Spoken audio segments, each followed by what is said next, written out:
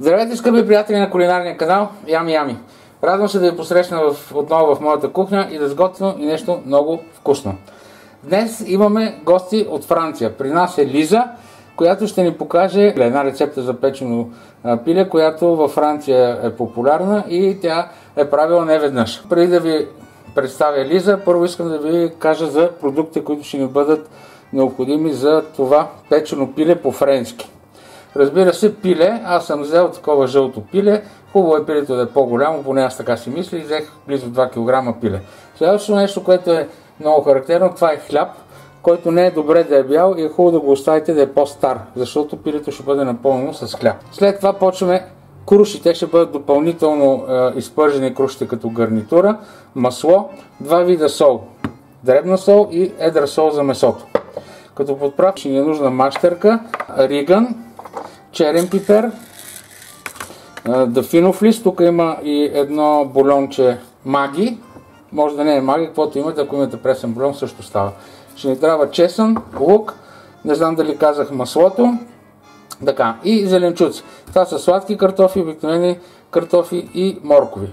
Мисля, че всичко казах. Представям ви моята приятелка Лиза от Франция. Ако поздрави нашите зрители, Лиза. Здравейте, скъпи кулинари! Много съм доволна да ви покажа как се прави това пиле по рецепта на баба ми и баба Алфонсина. Тя от коя част на Франция? Тя е от Лион. От Лион. Значи рецепта, която сега ще видите, е от района Лион. Бабата на Лиза е научила на нея. Откъде ще започнем, Лиза, първо? Какво ще направим първо? Първо ще започнем с пиле, защото това пиле, което ти избрал, е много голямо. Това е много хубаво. Да има повече да ядем. Да, повече да ядете. Обаче трябва да се избавиме от всичко това, което мазнинки. И сигурно отвътре също има други мазнинки. Ще ги нарежем и ще ги хвърнем. Няма да ги ползваме. Добре, започваме тогава първо с пилето. Добре, няма много мазнини, имаше само това, което ще хвърлиме. И сега, след като пилето е много голямо, по-добре тук да го нарежеме. Тук да го отваряме така. Вътре ще сложим и после и масло, и дельфинов лист.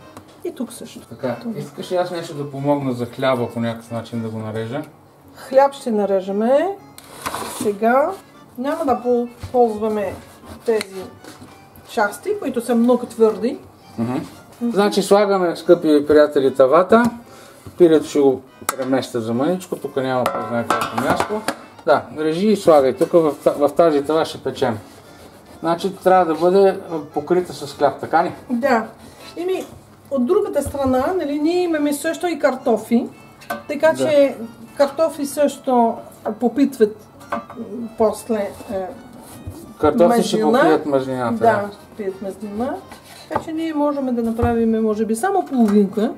И тук ще сложим зеленчуки. Добре. Добре. И после за вътрешно. За пълнеж. За пълнеж. Пак хляб ще има. Но за пълнеж ще направим така.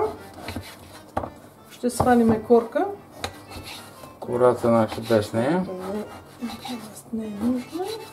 Ако искаш, може кората с нея да запълним тук тези празни места. Какво ще кажеш? Много твърдо ще бъде. Добре. Само това. Или хляб да сложим нормален. Да. Добре, ще сложим нормален хляб тогава, да не е твърдо. И после ще обясним какво ще направим с него.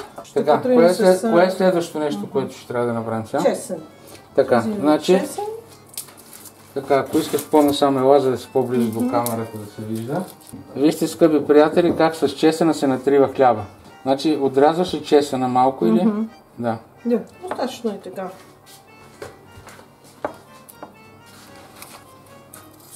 Малко масло отгоре. Значи хляба не на парчета? Малко се трохчи. Хляб на нищо, нали? Да, и това вътре. Нали?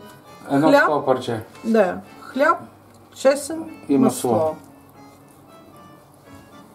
А има ли някаква пропорция или на око? На око.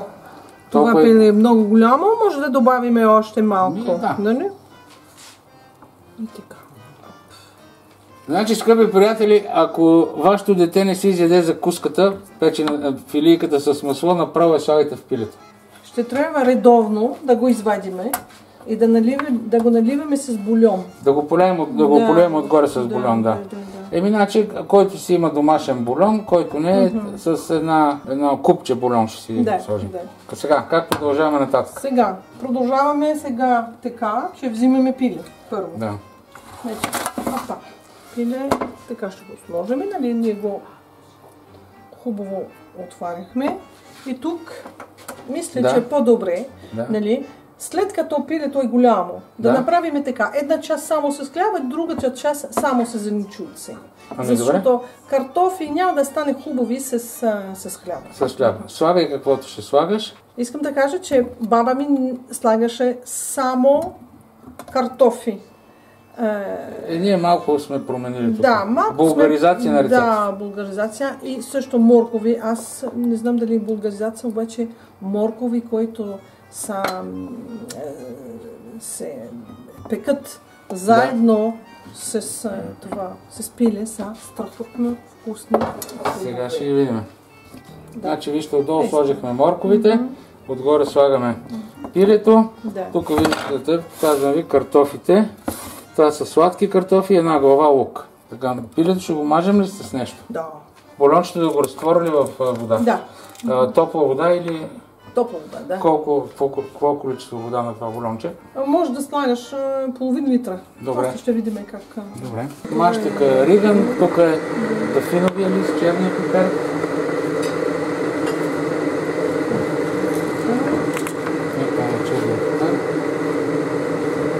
Значи, дълфинов лист тук и тук. Не повече, защото той дава много вкус. Не белен? Не. Така наричан аншемиз по-френски, т.е. в... Как? С ризата. В ризата. Аншемиза.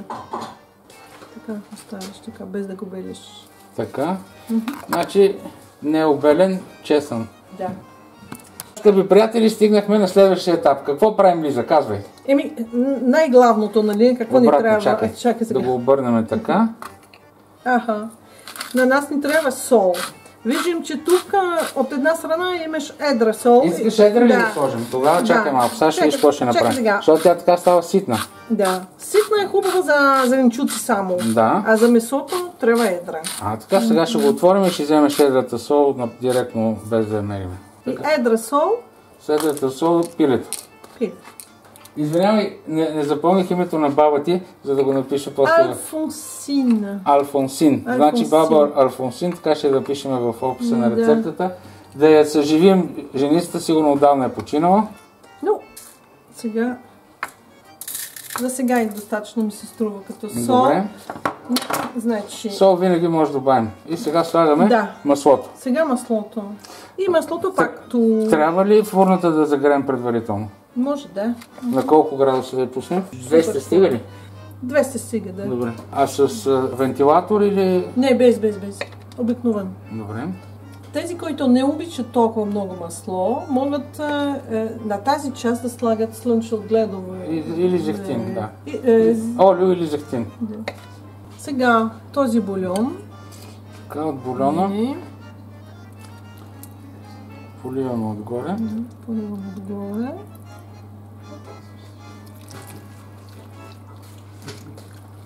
Това е за сега, слагаме във фурната, ще се видим при следващото действие. Ето, скъпи приятели, извадихме пилето, вече той е поседял около 20 на минути във фурната и Лиза го полива с бульон.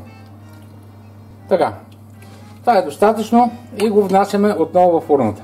И така, скъпи приятели, за втори път вадиме тавата, това е горе-долу на 50 минути печене. Лиза каза, че няма нужда да се полива, има достатъчно. Връщаме го обратно във фурната и продължаваме да печем. След 2 часа печене на пилето, вижте как изглежда, не го покрихме нито с фолио, с нищо не е покрито.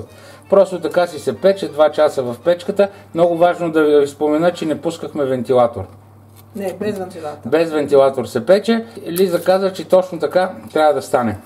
Искам да ви кажа също още нещо. Заради зеленчуците, които са тук и времето, което загубихме, решихме просто тези круши, които ви бях показала, които щяхме да пържим за гарнитура, ще ги хапнем така за десерт.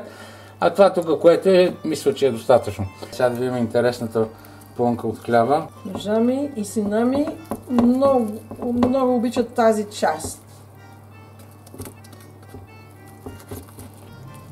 Така, ето и едно парче от филенцето. Ето, скъпи приятели, това е хляба. Вижте, погледнете колко апетитно изглежда. Малко нетипично, но аз съм го опитал, искам да ви кажа. Затова помолих Лиза да направи тази рецепта пред вас. И искам да ви кажа, че е изключително вкусно. Така, ами сега за зрители да направим една презентация, да го опитаме. И така, скъпи приятели, ето вижте какво получихме. Това е хляба с чесъна. Това е тук едно бутче, тук също чесън, зеленчуци, всичко има. Вижте колко добре се опекло. И сега е време да опитаме. Почваме от хляба. Хляба е попил всички вкусове и е много интересен на вкус. Просто очудващо. Сега ще вземем от пилето. Пилето ще изпекло разкошно. Едно картофче, сладък картоф, патат. Искам да ви кажа, че е страхотно. Френската кухня е супер. Направете си, ще ви хареса сигурно и на вас. Вижте тук да ви покажа и отдолу хляба, който дори се е препекал на определени моменти. Това е хляба под пилето. Да го опитаме и него. Няма грешка. Лиза, благодаря ти за тази страхотна рецепта. Надявам се някой път отново да ни гостуваш с нещо друго вкусно френско. С удоволствие. Скъпи приятели, ако ви е харесал филма, оставете по един лайк и се абонирайте за канала. Хубавото предстои. Бъдете здрави!